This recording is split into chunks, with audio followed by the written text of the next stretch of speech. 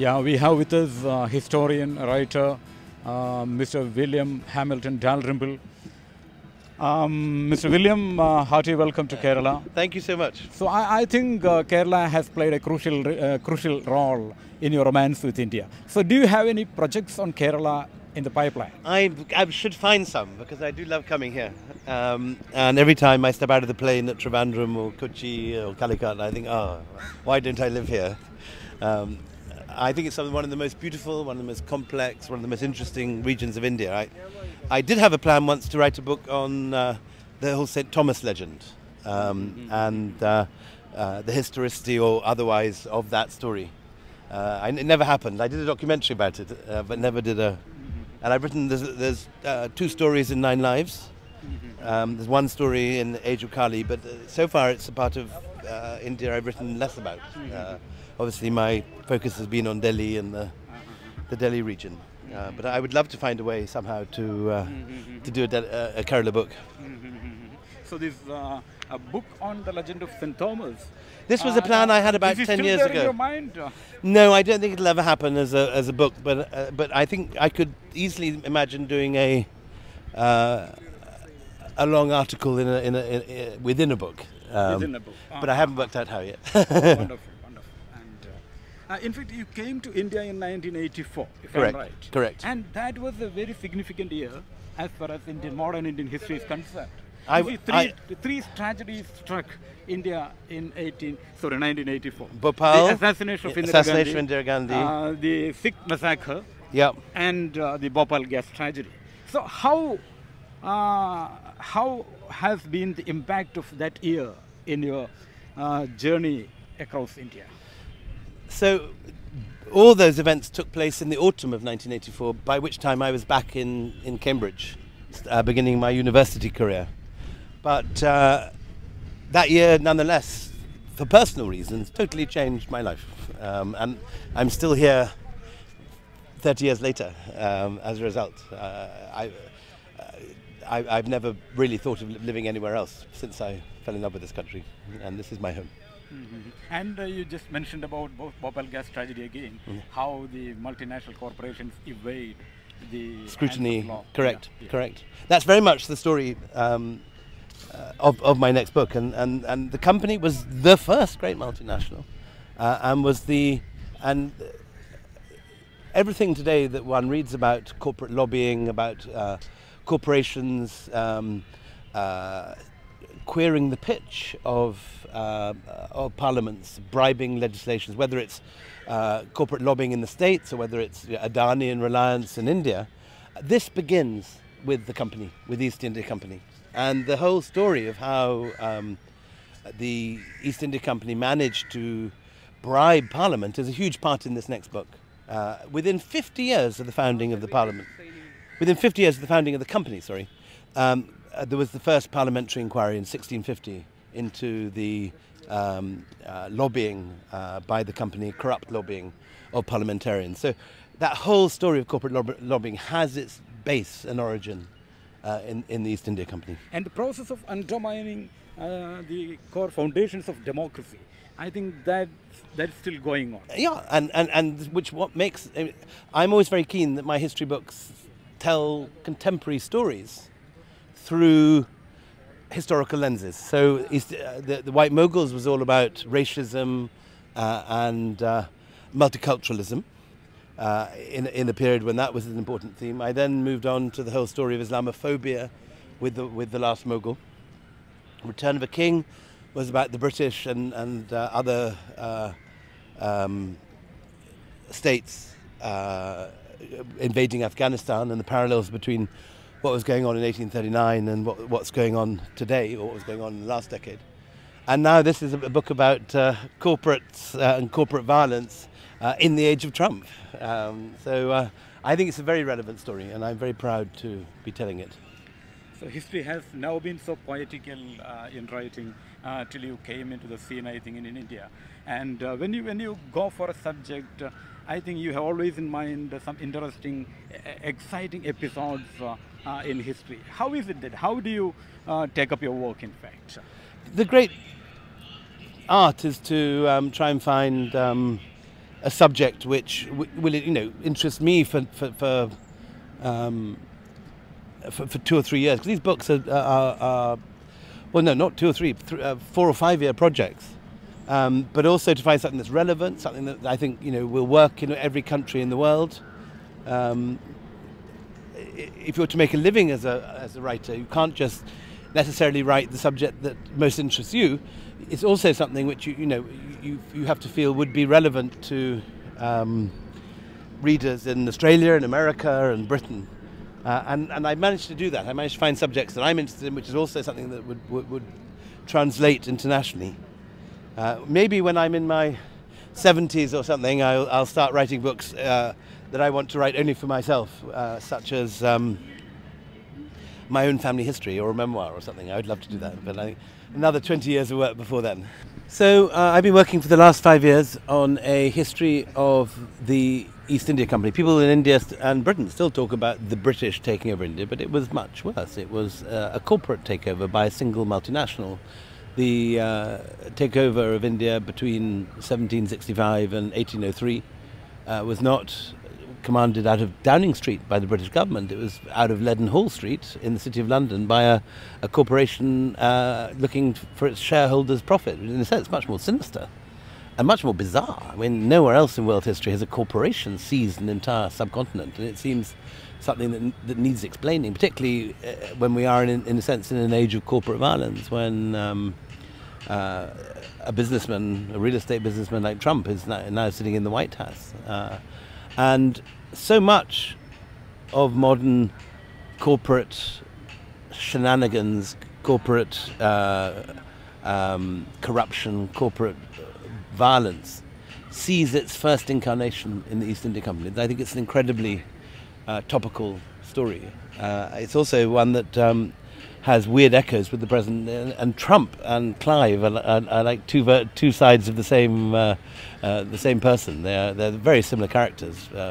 Just as Trump is sorry for himself, self-righteous, a brilliant publicist, has terrific chutzpah, enormously vain and self-pitying. Trump is all those things. So I see a great similarity between the two. They're both brutes too. Yeah, democracy has, in fact, I think this characteristic feature, because it quite often brings in strange bedfellows. Democracy only brought in Hitler, it only brought in Mussolini, and Narendra Modi also came through democratic process. So how do you look at that? Because democracy is all inclusive, I think. Is it so? Yes, I mean the democracy asks the people who they want to lead them, and the people don't always choose the right long-term option. Populists and demagogues do get to power in democracy, but I still think it's the least worst system, as Winston Churchill said. So despite the corporatization of democracy, don't you think that democracy is still robust? And I think you are still an optimist. I am an optimist. I'm an optimist for this country too. I mean, I think I am not a fan of Modi, but I don't think he's been as bad as his critics thought he might be. I mean, we had no replay of Gujarat or the Gujarat riots or anything like that since he's been in power. I think democracy means that all governments eventually fall from power. No one stays in power indefinitely. So yes, I think it's the best system, but for all its flaws. Yeah, there is an observation that Indian democracy survived the days of Indira Gandhi. And so people do have a faith in democracy because they do think that Indian democracy will survive this period too. Yes, I'm a long-term optimist, friend. I think India can only rise higher and higher. It's lagging badly behind China now, and it's not growing as fast as it should do. But and its infrastructure is still weak compared to the rest of the region. The minute you go to Thailand or Malaysia or Indonesia, countries which were way behind India in 1947, you realize how much catching up India has to do. But I think India will get there. There are such hard-working people here, there's such ambition, such a premium on education, that I can't see how in the long term India can be held back. So I think India will rise again. As you rightly pointed out, Mr. Trump coming into White House, Is it some kind of a peak of this process of corporatization, a businessman coming into White House and ruling over America? Yes, and I think one of the things that voters in America apparently liked was the fact that Trump was someone who had made a personal fortune. And the fact that he was a businessman who had done well was something that appealed to the, ideally and ironically, to the poor people who did vote for him. You know, it was very much a blue collar vote. It was people from the lower end of the economic margin that were voting for Trump, and it's a bit of a mystery at first sight how they could think that a man born a millionaire, property developer in New York, could be seen as an outsider or someone that they would naturally sympathise with, but they have, and they like the fact that he's rich and that he's made it. As it was pointed out during the debate, people being nostalgic about the East India Company in UK, and when you connect it with the arrival of Mr. Trump in White House, do you see really a link, a connect? Is it because of the total lack of awareness? Yes, I mean, I think we're having a revival of nationalism across the globe, and that you have not only in India and in Britain but also in America this rise of nationalist forces. In Britain it took the form of Brexit, and here it's taken the form of Modi, and America it's taken the form of Trump, and across Eastern and Central Europe there's an awful lot of these populist demagogues rising to power. But history goes in phases. I think you'll find that in a few years things will be different. Yeah, in fact, coming back to this element of nationalism, it has been in the rise in India too. And we have also been witnessing the negative aspects of nationalism, the so-called nationalism. But in this context, there is also interesting developments. There are interesting developments, right? Just like the renewed interest of the Dalits in participation, and Dalit participation, the Dalit awakening, Dalit movement. For example, I think you might be aware of the Bhima Koregaon incident.